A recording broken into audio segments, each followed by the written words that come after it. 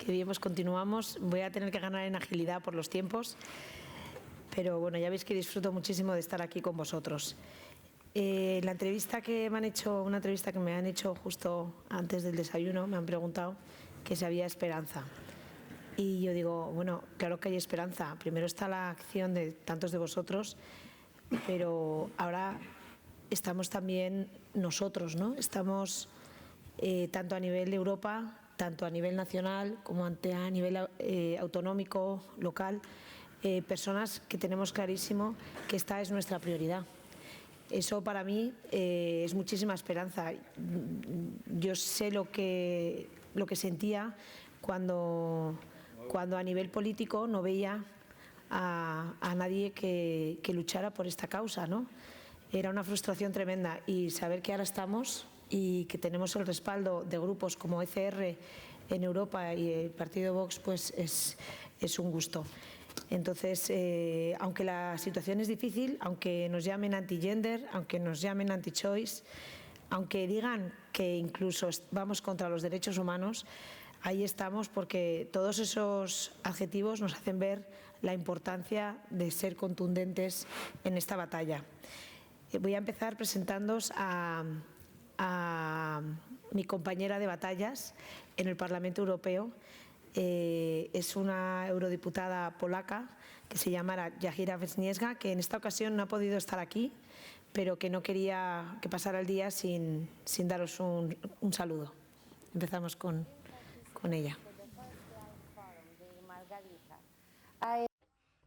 Espero que estén bien. Quiero saludar a Margarita y siento muchísimo no poder estar en Madrid, pero espero que entiendan la dificultad de la pandemia y las circunstancias no me han permitido estar allí con ustedes, con vosotros.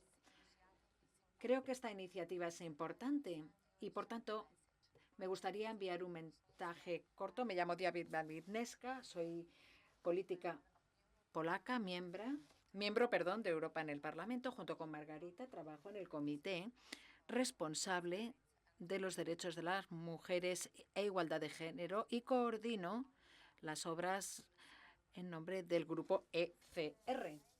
Este es el lugar dedicado a los problemas de las mujeres, es el lugar donde nos ponemos en pie en primera línea para respetar la dignidad de la vida y defenderla. Pero he de decir y admitir que es un trabajo duro. Es un comité dominado por mujeres de izquierdas que están continuamente a imponer una división de género en la sociedad, a pesar de las competencias descritas en los tratados. Se intentan violar las competencias de los Estados miembros y es una presión fuerte. En nuestras sesiones plenarias hablamos sobre derechos sexuales, reproductivos, incluido el derecho al aborto, dicen ellas. Y hay que subrayar que, en primer lugar, el aborto no ha sido, no es y no será nunca un derecho universal humano. Al mismo tiempo, el derecho a la vida, en cambio, sí que es un derecho universal de todos los seres humanos. No hay ninguna ley internacional que les dé el derecho al aborto. En cambio, hay muchas que defienden el derecho a la vida de todos los seres humanos, incluso los no nacidos todavía. En segundo lugar, los tratados afirman claramente que no es la Unión Europea la que puede decidir este asunto, sino los Estados miembros. Somos pocos los que estamos luchando por nuestros valores, pero eso sí, creo que tenemos que actuar como una roca, tenemos que hacer que se nos oiga la voz. Estamos aquí para defender los valores cristianos, para defender la vida, y me gustaría agradecer a Margarita por organizar este foro. Agradezco tu participación e involucración en estos temas tan fundamentales. Defendemos el equilibrio entre la vida y el trabajo. Sigue motivándonos para que todavía trabajemos aún más. Este foro se celebra en un momento simbólico para los cristianos, porque en unos días vamos a celebrar el nacimiento de Jesús, el milagro de la vida dado a nosotros y la alegría que procede de la familia de las familias. Gracias por la invitación. Les deseo unos debates fantásticos y unas Navidades estupendas. David Avinesca.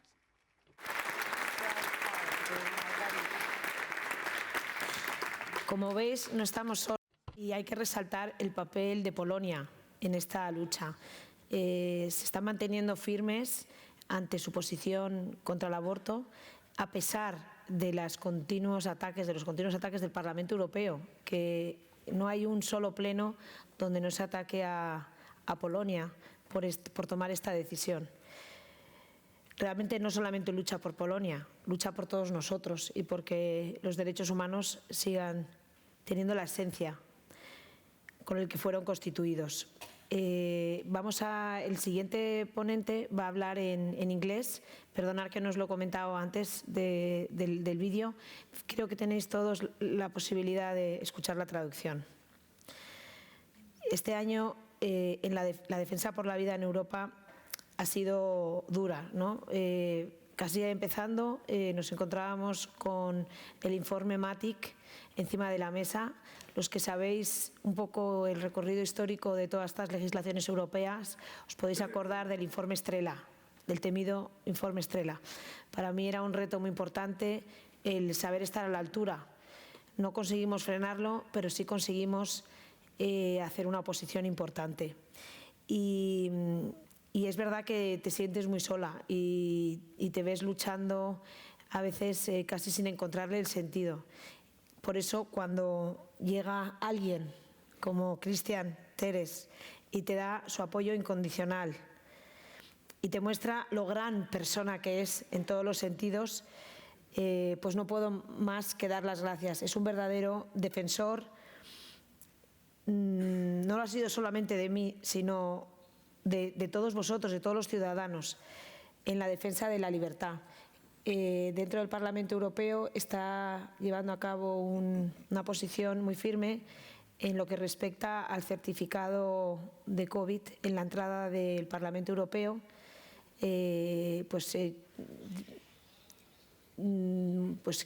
Está entrando incluso sin presentar el certificado porque se pone en el lugar de otras personas que a lo mejor en otro momento no van a poder acceder a su puesto de trabajo por la exigencia de este certificado. Y él pues está dando esa batalla tan complicada y lo está haciendo pues con una rotundidad admirable. Muchas gracias, Christian.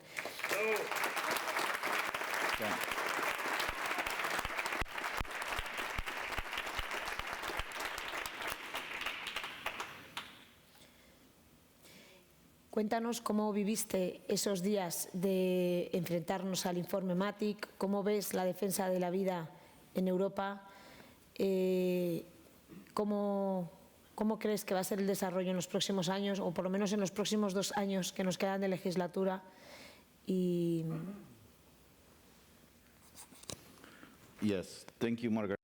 Gracias, Margarita, por darme la oportunidad de estar aquí con vosotros. He de decir que a lo largo de mi vida he conocido a mucha gente. He vivido en Estados Unidos 17 años y luego vine como miembro del Parlamento Europeo, pero he de deciros y he de admitir, y Margarita es una de las luchadoras más fuertes que he conocido en mi vida, y por esa razón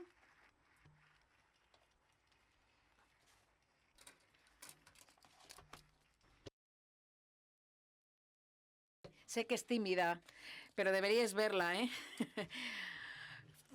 luchando en el Parlamento.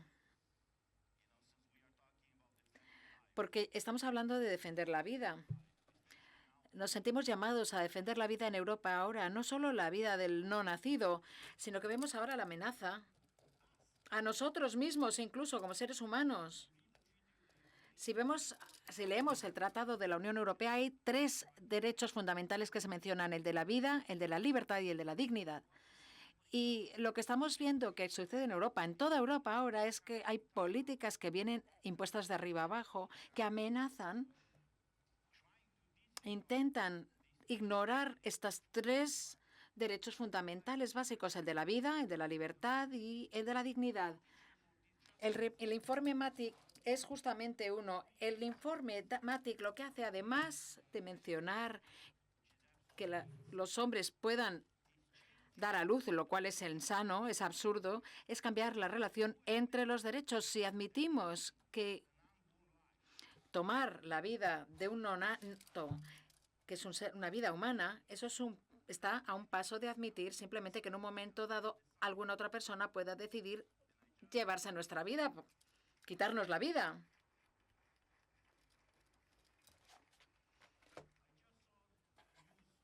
Acabo de ver una noticia hoy o ayer, y es que dicen que en Austria acaban de votar la legalización del suicidio asistido.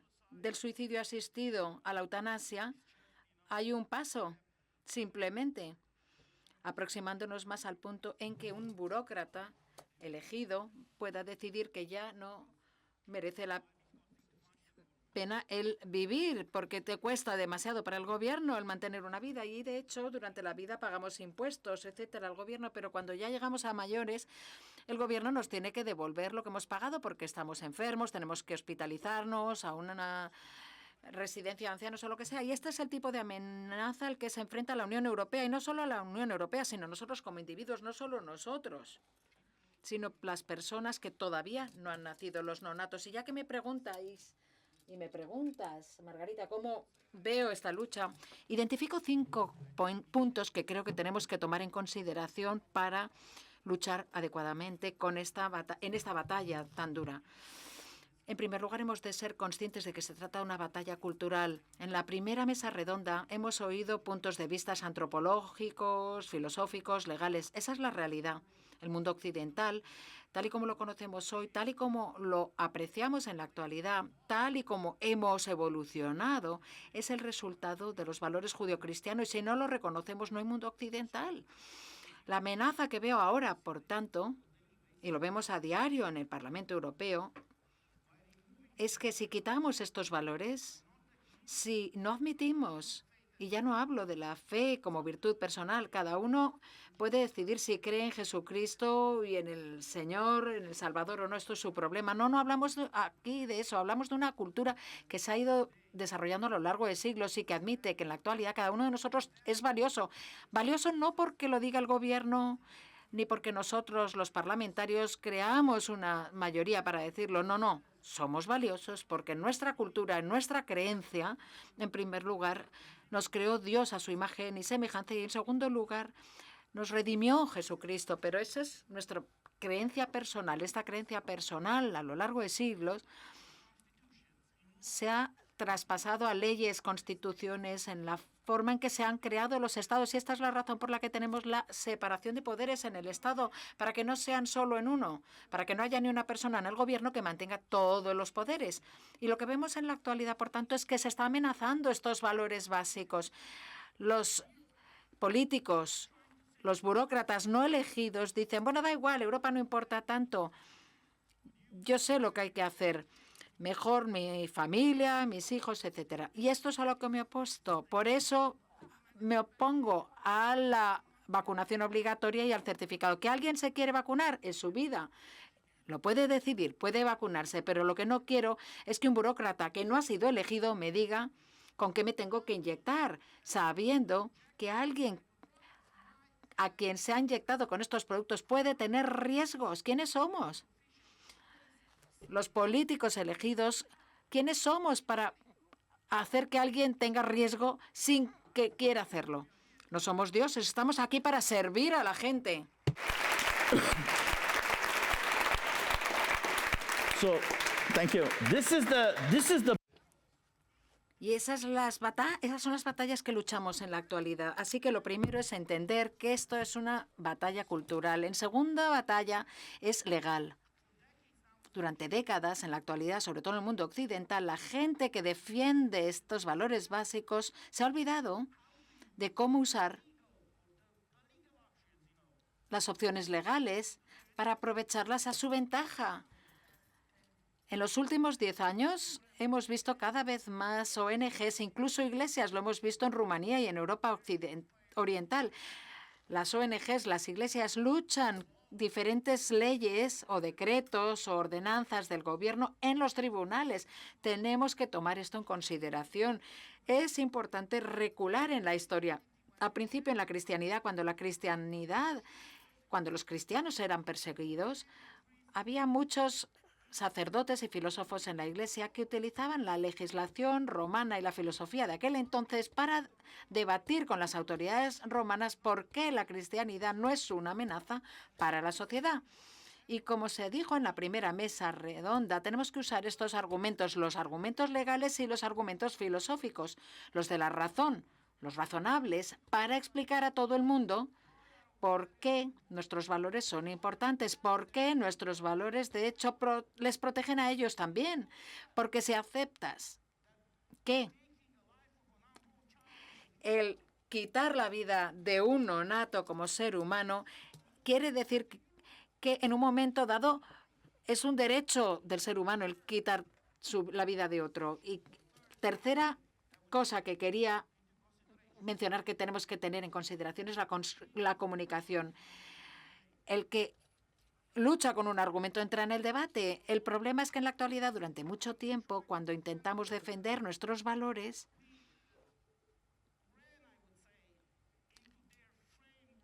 nos metemos en su marco de argumentos. Voy a poner un ejemplo. Cuando hablamos del aborto, eso es un debate sobre los que dicen proelección versus los que dicen provida, ¿verdad? Supuestamente. Pues no es verdad. No se trata de proelección o provida. En realidad es proelección para la vida o proelección para la muerte. Y cuando haces esto, cambias la narrativa. Hablamos del matrimonio, ¿no? Y he oído a muchas personas diciendo, apoyamos, mejor dicho, el matrimonio tradicional. ¿Saben lo que son los matrimonios tradicionales? Si traes a bailarines tradicionales, pues eso es un matrimonio tradicional. Contratan a unos bailarines folclóricos y ya está. Eso es una boda tradicional. No, no, no. Estamos hablando del matrimonio natural versus el no natural. Esa es la razón por la que tenemos que saber cómo subrayar la importancia de estas realidades, porque si dices que el matrimonio entre un hombre y una mujer es un matrimonio tradicional, algunos dirán, yo soy progresista y creo que tienen que desaparecer las otras cosas e implícitamente obligas a la gente a aceptar sin cuestionarse al otro lado directamente. En 2008 se celebró en California un referéndum que se llamaba Sí a la proposición. Es una iniciativa de los ciudadanos para cambiar la Constitución del Estado de California para decir explícitamente en la Constitución que el matrimonio es entre un hombre y una mujer. En 2008, durante el mismo tiempo, Obama se presentaba a la presidencia, igual que John McCain, y lo curioso es que en California ganó Obama. La mayoría de los votos, pero la mayoría de los votantes también votaron a favor de cambiar la Constitución en California para decir explícitamente que el matrimonio es entre un hombre y una mujer. Por tanto, sí, lo pueden buscar. Es una campaña completa que se puede buscar en Google. Y yo pregunté a la persona que se encargó de esa campaña después y le dije, cuéntame la historia de éxito, ¿en qué consistió? La gente votó a Obama y la misma gente votó también por el matrimonio natural. Y me dijo, nunca utilizamos argumentos bíblicos, utilizamos simplemente los argumentos de la razón y los legales. Por esto es importante el comunicarlo bien, todas estas cosas. Cuarto, se trata de una batalla política la que estamos luchando. Tal vez estemos todos de acuerdo aquí en que tenemos grandes valores, ¿no? Tenemos que hacer tal, proteger al nonato, proteger la soberanía de los estados, etcétera, etcétera. Porque estos burócratas vienen a por nosotros e implícitamente vienen a por las naciones soberanas porque quieren quitarnos todo el poder que puedan de nuestros políticos claramente elegidos por ellos, que ni están elegidos ni son responsables ante nadie. Se trata, por tanto, de una batalla política. Eso significa que necesitamos a los partidos que abiertamente digan la verdad. Y esta es una cuestión no de izquierdas o derechas, sino una cuestión del derecho o de lo que está correcto y de lo que es incorrecto. Y cuando te enfrentas a eso tienes que dejarlo claro. sin matices. Lo correcto es lo correcto y lo malo es lo malo. Así de sencillo. Aún así, se trata también de una batalla personal. Por mucho que estemos de acuerdo con esto, si no asumimos riesgos para luchar por la defensa de estos valores, da igual todo. Y ella, Margarita, ha corrido estos riesgos, ha luchado en el Parlamento unas batallas increíbles, y no exagero, de verdad. En cuanto al informe Matic, ha luchado como una leona. Margarita, de verdad. Como un oso pardo.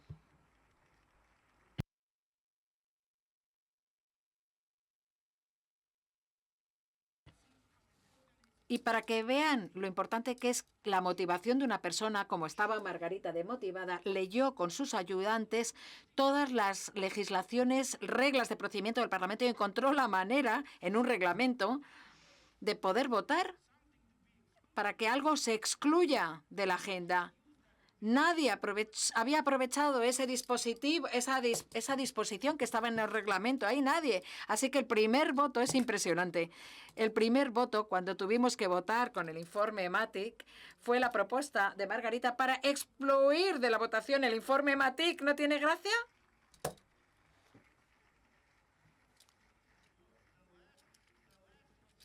Los de la izquierda se quedaron tan asustados que la mayoría de la gente que podía votar excluirlo. Y después del informe Matic quitaron esta disposición de esos procedimientos, de este reglamento. Esta es la razón por la que hay que tener gente que asuma esos riesgos. Y les voy a contar mi experiencia personal. Las elecciones al Parlamento Europeo se celebraron un domingo y el miércoles, 3 días después, por tanto, se publicó un artículo en los medios extranjeros y el inglés llamado "Los eurodiputados son muy peligrosos". Y los votos no solamente son de los rumanos, sino de todos los eurodiputados, por una razón, porque en 2018 yo apoyé el referéndum en Rumania para cambiar la Constitución, para decir claramente que el matrimonio es entre un hombre y una mujer. Así es como lo hacen. Cada vez que ven un líder, un hombre o una mujer o una persona que destaca, es como si se saliera de las filas.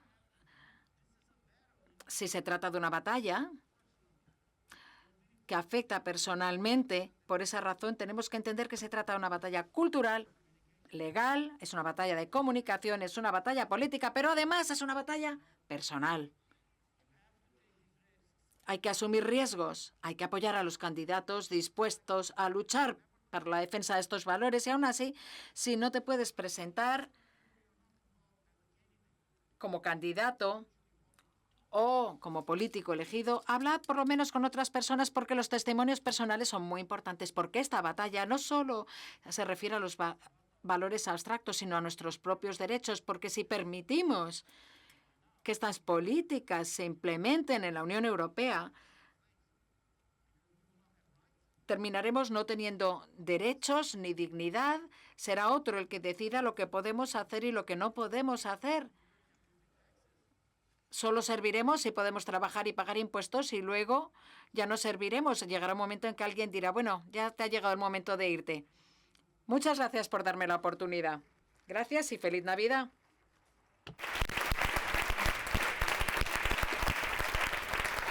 Bueno,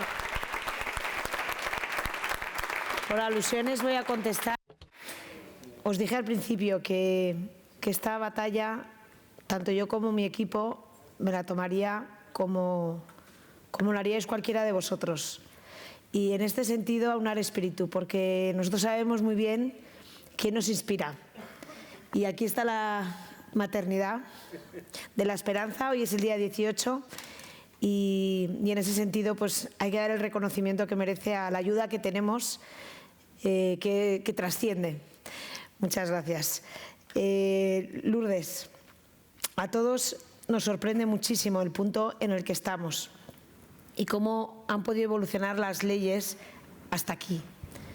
Si alguien ha mostrado una gran integridad moral y valentía a la hora de posicionarse y que lo ha vivido en primera persona, que ha vivido en primera persona la evolución de las leyes del aborto en España, eres tú. Por eso es un honor tenerte aquí hoy, para que nos cuentes un poco la situación de España. Hemos hablado de la situación de Europa, pero bueno, sabemos que todo lo que está pasando en Europa nos llega aquí inmediatamente, ¿no? Porque está todo muy pactado. Deseando escucharte. Muchas gracias.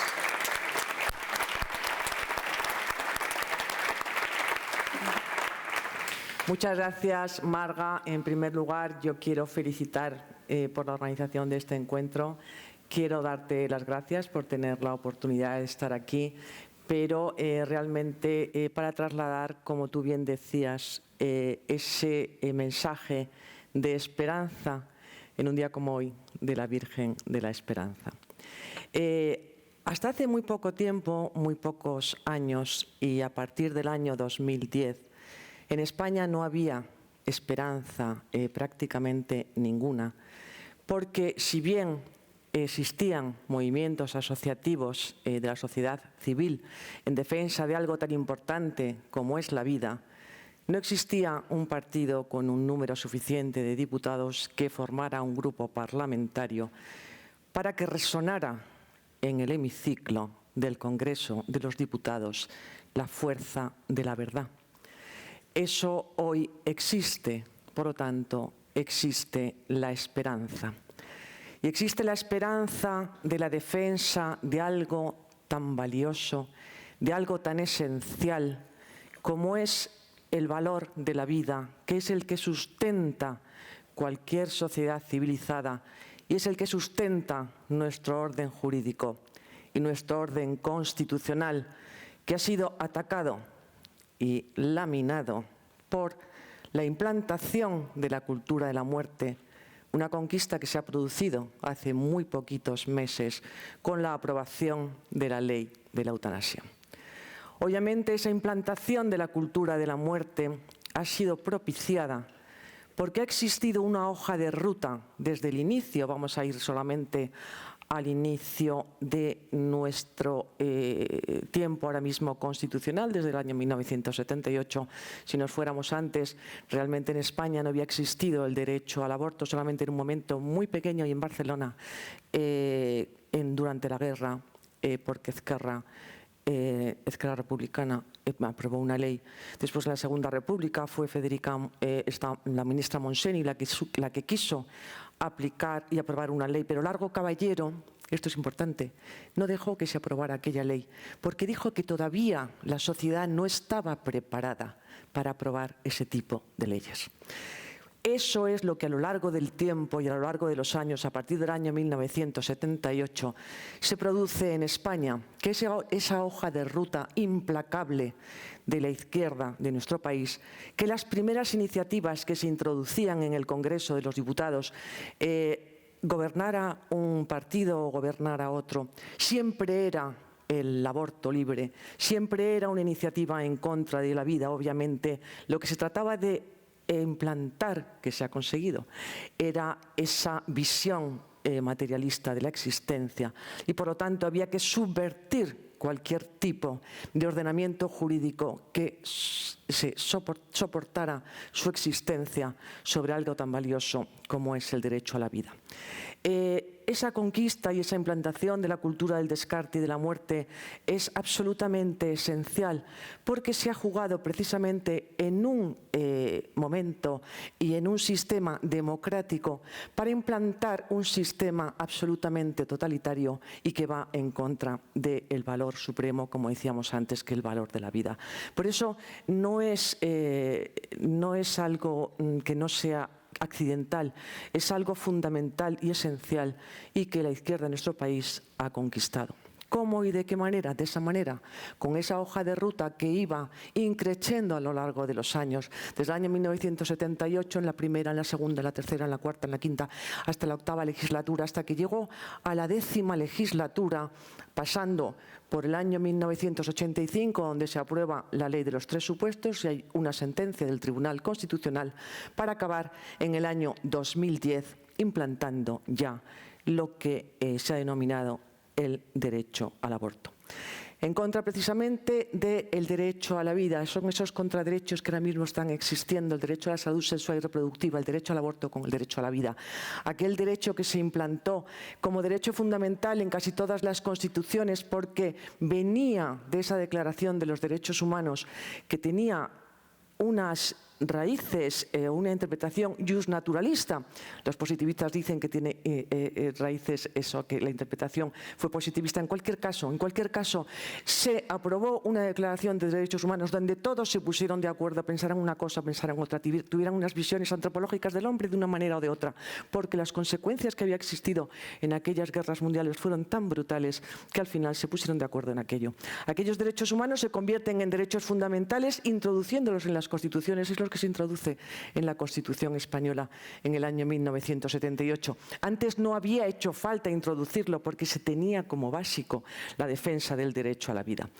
Ahora bien, ya vamos a la situación actual y a partir de aquel año 2010, donde se intentó que la opinión pública apoyara con una demanda para que se estableciera ese derecho al aborto, la opinión pública no ayudó con aquello. Se abrió una subcomisión en el Congreso para debatir con una serie de expertos la necesidad de la modificación de aquella ley del 85 y no existía aquella demanda porque en España incluso existía lo que se denomina un turismo abortivo. La gente venía a abortar porque no existían ya las comisiones para que se controlara que esos 3 supuestos por los cuales estaba despenalizado el aborto se produjeran de manera rigurosa.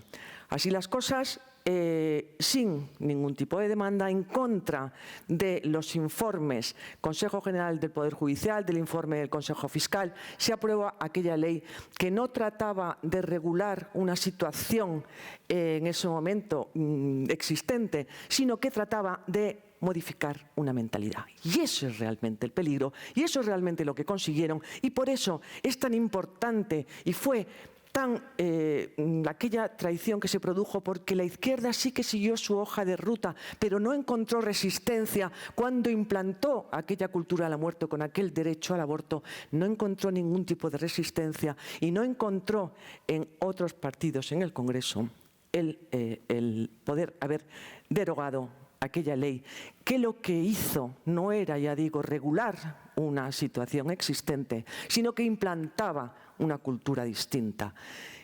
¿Por qué digo que es tan peligroso? ¿Por qué es tan perjudicial? ¿Y por qué existe tanta culpa? Porque en todos esos años, desde el año 2010 al año 2020, lo que se ha hecho ha sido implantar una mentalidad, implantar ese conocimiento que nos decía Óscar, que es el que lleva a la acción, es implantar una mentalidad por la cual cada vez ahora mismo subvertir o derogar estas leyes cada vez es más complicado. Por lo tanto, existe una especie, como diría, de necesidad, ¿no?, de que a lo largo de todo este tiempo, no necesidad, sino yo digo eso, una culpa, ¿no?, de que ni siquiera el Tribunal Constitucional ha dictado una sentencia para derogar aquella ley que, desde luego, conforme a la doctrina constitucional, es una ley inconstitucional. A lo largo de 11 años fuimos 70 diputados que recurrimos a aquella ley. Ya digo, no se ha dictado ninguna sentencia y después 20 diputados de aquellos nos dirigimos al Tribunal Europeo de Derechos Humanos para denunciar la situación y que el Tribunal Constitucional es la primera vez que se denunciaba, nos costó mucho hacerlo, era la primera vez que se denunciaba al Tribunal Constitucional por no haber dictado una sentencia en tema tan fundamental como este. Así las cosas y habiendo, ya digo, vamos a ver, esto ha valido para implantar esa mentalidad, ya es normal, el tema del aborto ya funciona como un mero anticonceptivo más, ¿no? Pues bien, todavía se quiere dar un paso más. No me quiero extender demasiado, pero sí quiero decir la situación en la que estamos. Habiendo esperanza, sigo diciendo y continuaré diciendo a lo largo de esta pequeña intervención, porque ya digo que la verdad resuena ahora mismo en el hemiciclo. Es cierto que existen unos enemigos para la defensa de nuestras convicciones, pero que ahora mismo es absolutamente esencial esa defensa, y no digo de creencias, digo de convicciones.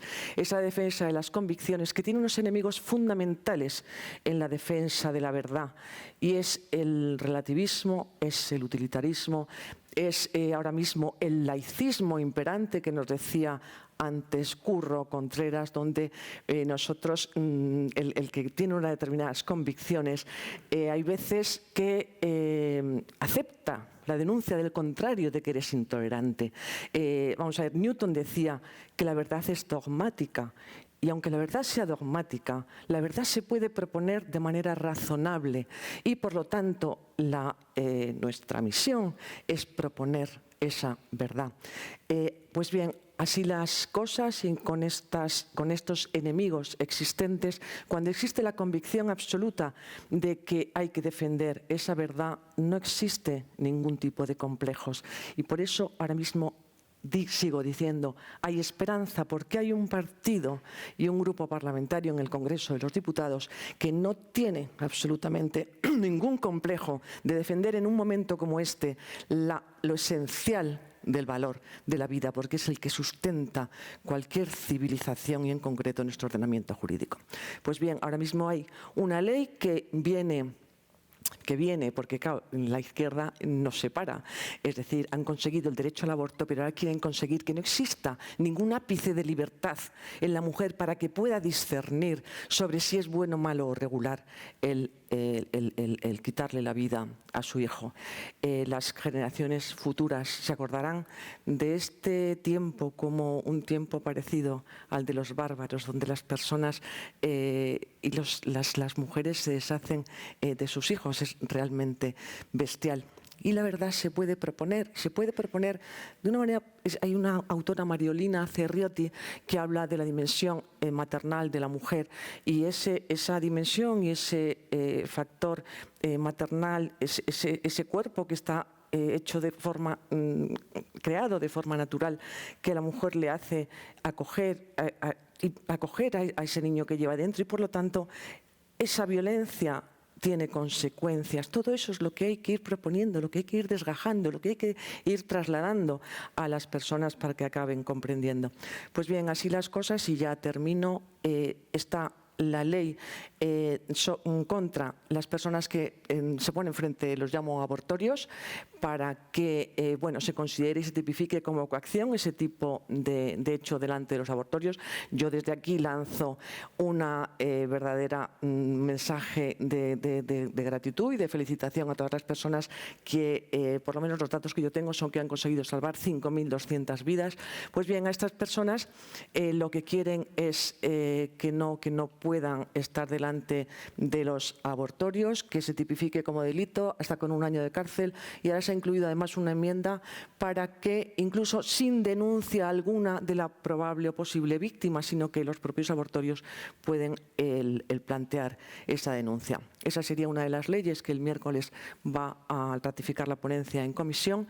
Y otra que ha anunciado la ministra Montero es que en orden a acabar con cualquier tipo o posibilidad de libertad, sería el que no exista ningún día para reflexión, y después además también modificar el tema de los años, que no tengan que tener la autorización de los padres las menores que quieran abortar. Estaría hablando bastante más tiempo, pero creo que me he pasado bastante del tiempo que tenía.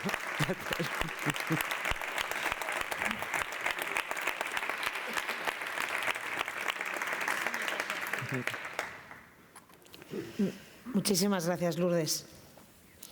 Hacer de puente entre la realidad social, la vida pública y la política es imprescindible.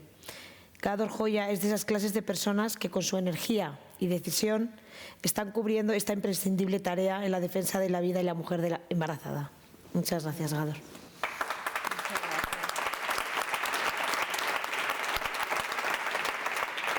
Muchas gracias, Margarita. Yo, en primer lugar, pues quiero agradecer al señor Teresa, a Lourdes y, por supuesto, a Margarita, pues que hayan querido estar conmigo en este lugar al que yo acudo por segunda vez Y la primera y única vez en la que yo había estado aquí fue precisamente en un acto que se organizó, al que asistimos muchísimos representantes de la sociedad civil y de otros ámbitos, para hacer un acto de bienvenida de cara a la visita de Benedicto XVI a España.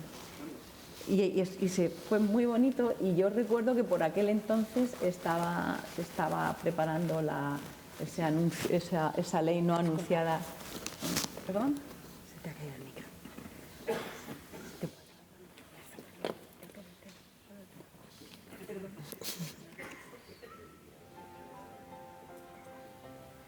Creo que se me ha oído, ¿no? Sí. Pues la actual ley del aborto, y la verdad que fue un momento muy bonito, yo lo he recordado ahora mucho. Pues muchísimas gracias por permitirme o por darme voz para hablar de un debate el que, por mucho que se empeñen muchos, no está en absoluto cerrado, y desde que existe Vox en las instituciones y con representación política, muchísimo menos. Yo sé que eso es algo que les da mucha rabia a muchos, pero es un debate que para nada está cerrado, no lo ha estado nunca, y nosotros hemos sido capaces de volver a abrirlo, ¿no? Porque Vox, a nivel político, la bandera de Vox, tanto a nivel europeo como nacional como autonómico, es la defensa de las libertades y los derechos, ¿no? Y el primer derecho es el derecho a la vida, sin el cual ninguno de los derechos tendría ningún sentido. Está reconocido en nuestra Constitución, artículo 15. Además, cuando se redactó la Constitución española hubo un debate previo, ese artículo iba a quedar redactado como todas las personas tienen derecho a la vida, y precisamente para que no quedara excluido de ese artículo el nasciturus, el hijo que está por nacer, se cambió y que ha quedado redactado como todos tienen derecho a la vida, ¿no? Vox ha venido a decir la verdad, una verdad que antes, pues desde la sociedad civil también se ha estado defendiendo, porque yo creo que es el principal arma, en el buen sentido de la palabra, porque el aborto siempre ha triunfado, o la ideología del aborto siempre se ha basado en una gran mentira. Y siempre a lomos de la mentira es como se han ido consiguiendo implantar la cultura del aborto, ¿no? La primera gran mentira fue la sentencia, el caso Roe versus Wade, que se aprobó en Estados Unidos. A partir de ahí pues fue un efecto dominó que se basó en una mentira, se inventaron una violación para permitir que se legalizara el aborto en Estados Unidos. Luego se reconoció que aquello fue una mentira. La protagonista de aquella mentira al final acabó siendo una mujer provida, y esa es la clave, ¿no? El aborto y la cultura del aborto y la cultura de la muerte no puede avanzar si no es sobre la mentira, y por eso pues hay tanto miedo a que a la mujer, pues las personas a las que ha nombrado Lourdes, y de las que hay muchísimas presentes aquí, y para las que yo pido un aplauso y con las que hemos trabajado, que son todos esos rescatadores.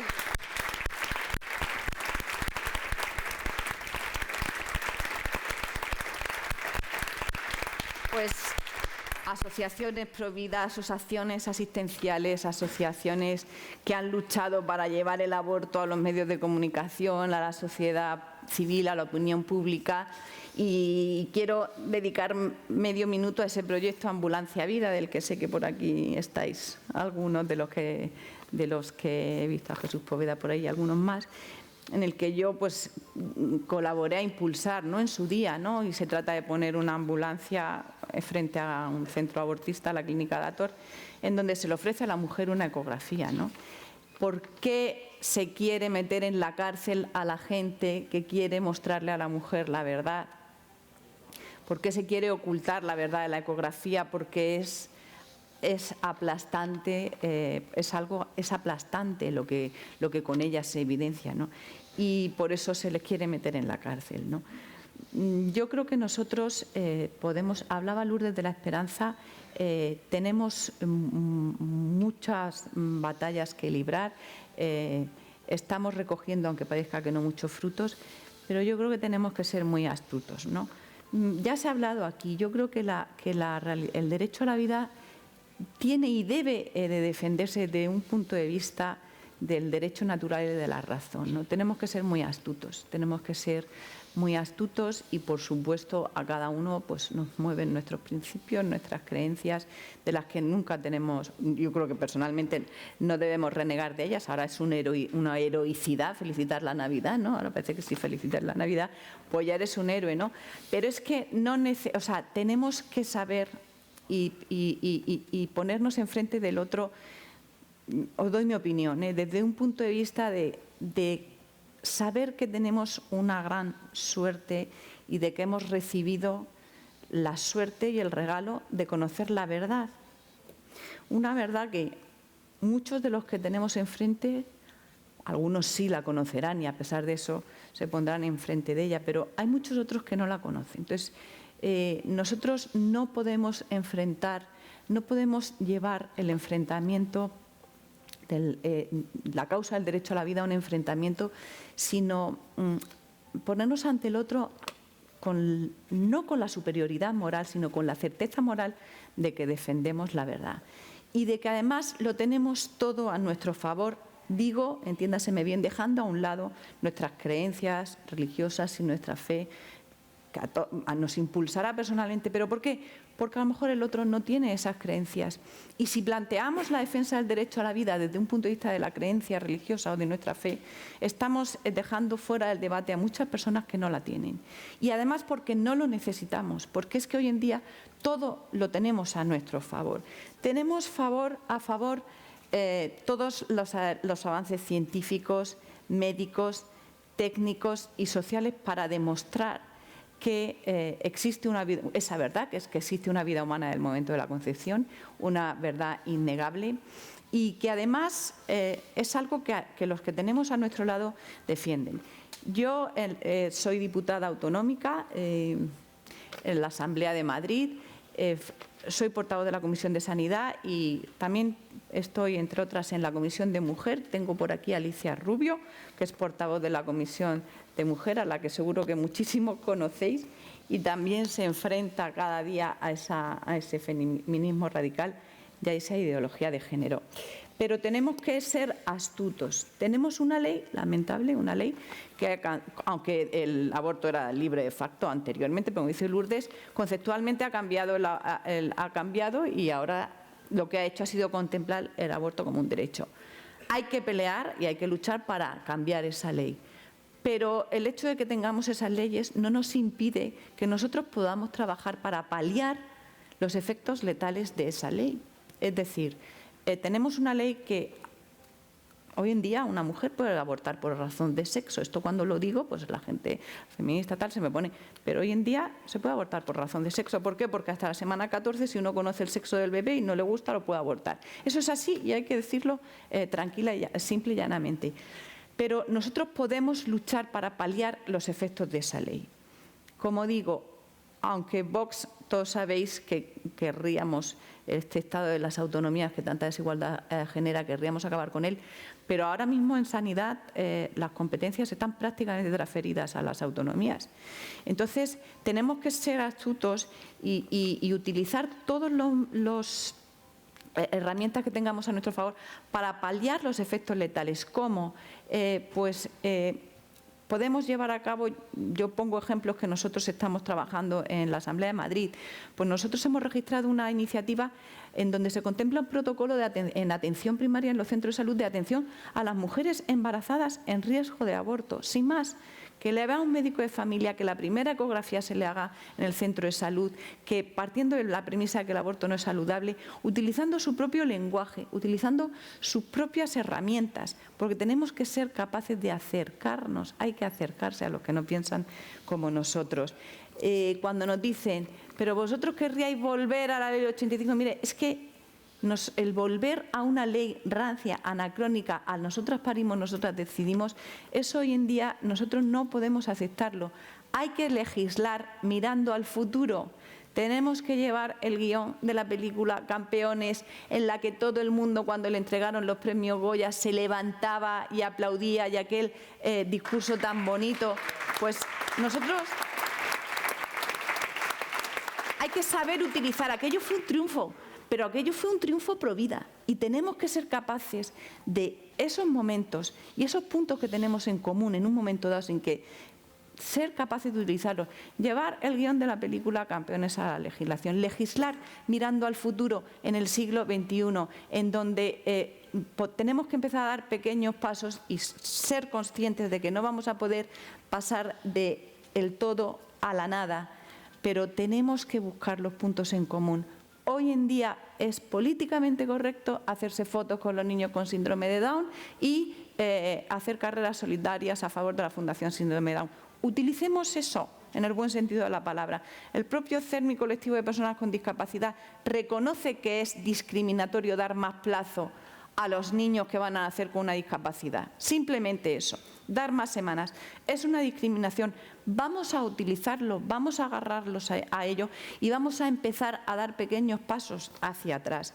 Yo creo que es fundamental. Nos asiste la verdad y podemos hacer muchas cosas. Yo quiero hacer un llamamiento a buscar aquellos puntos que tengamos en común.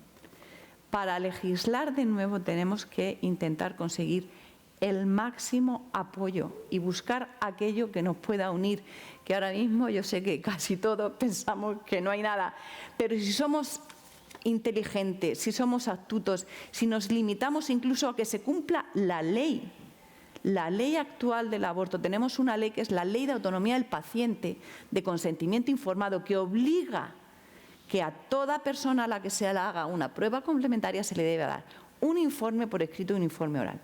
Pues vamos a obligar que por ley no haya una sola mujer a la que las consejerías de sanidad les paguen el aborto si no acude a la oficina en la calle Sagasta, que es la que tenemos en Madrid, con una ecografía hecha. Y vamos a obligar que se nos demuestre que se cumple con la Ley de Autonomía del Paciente en materia de consentimiento informado. Si no, tenemos que derogar la ley del aborto. Pero vamos a hacer que se cumpla la ley. La ley de eutanasia obliga que a todos los pacientes primero se le ofrezcan unos cuidados paliativos. Vamos a hacer que se cumpla la ley y hasta que no se pueda ofrecer una cobertura del 100% de personas con cuidados paliativos, no se puede ofrecer la eutanasia. Cumpliendo la ley de la eutanasia. Por cierto, seamos astutos a la hora de utilizar sus propios argumentos. Pongo un ejemplo. La izquierda ahora mismo tiene como bandera el tema de la salud mental, lo sabéis todos. A nosotros nos han presentado hace nada en la Asamblea de Madrid un plan de prevención del suicidio.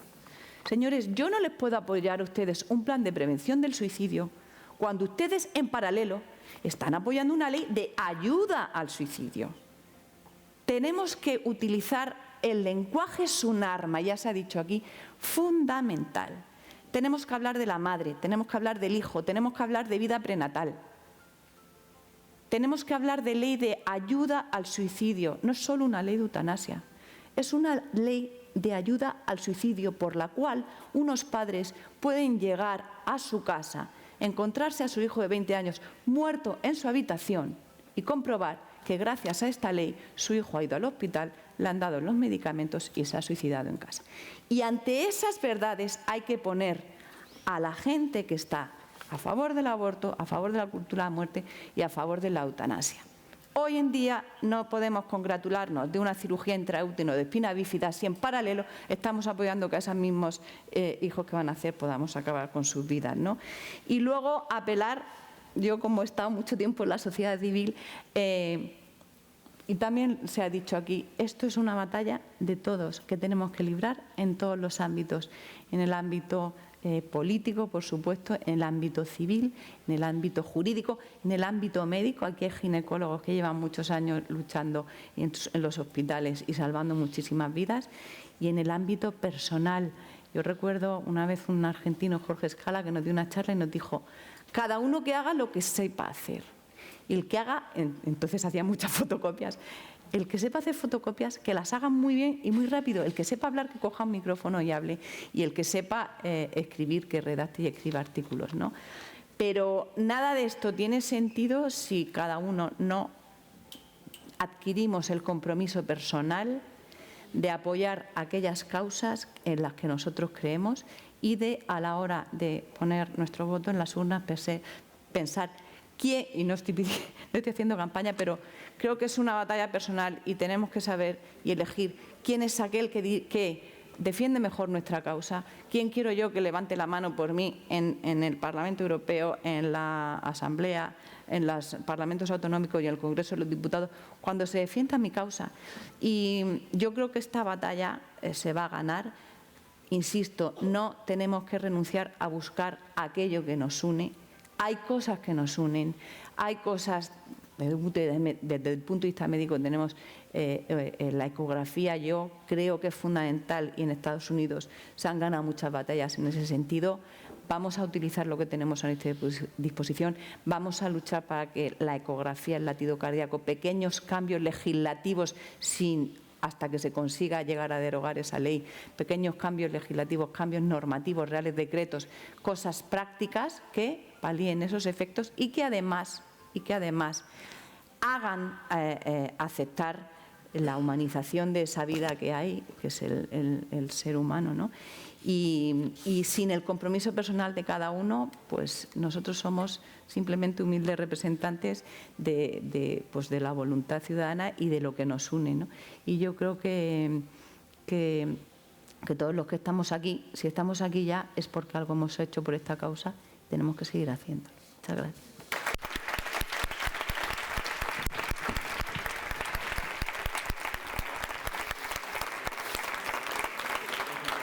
Bueno, me meten prisa con el tiempo, me da mucho apuro hacerlo porque estaría eternamente escuchándoos, pero voy a no haceros la pregunta que teníamos pensada porque ya sabéis que me extiendo y daros un minutito a cada uno a modo de conclusión por si la intervención de los otros os ha suscitado para acabar alguna reflexión. Christian, do you want to say something? Just for finish, because we have not enough time.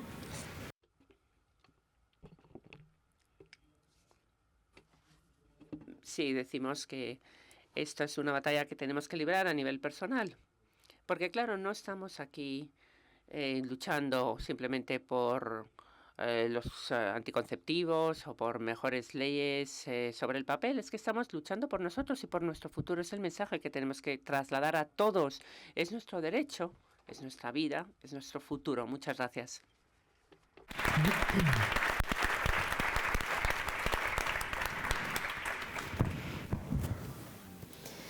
Muchas gracias, Marga. Volver a felicitaros por este encuentro y sobre todo por lo que hacéis en Europa. Y solamente repetir lo que antes he dicho, creo que es un tiempo de esperanza, de defender la libertad y la verdad, precisamente la libertad que se soporta en el derecho a la vida. Y bueno, y creo que todos juntos podremos hacer muchas cosas.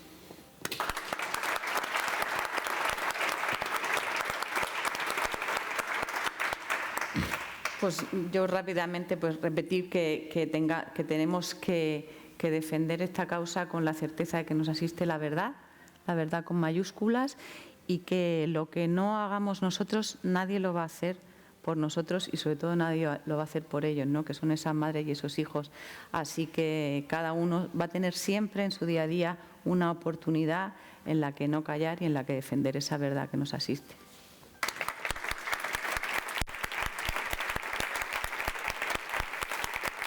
Pues muchísimas gracias. Vamos a proseguir con el siguiente panel de debate.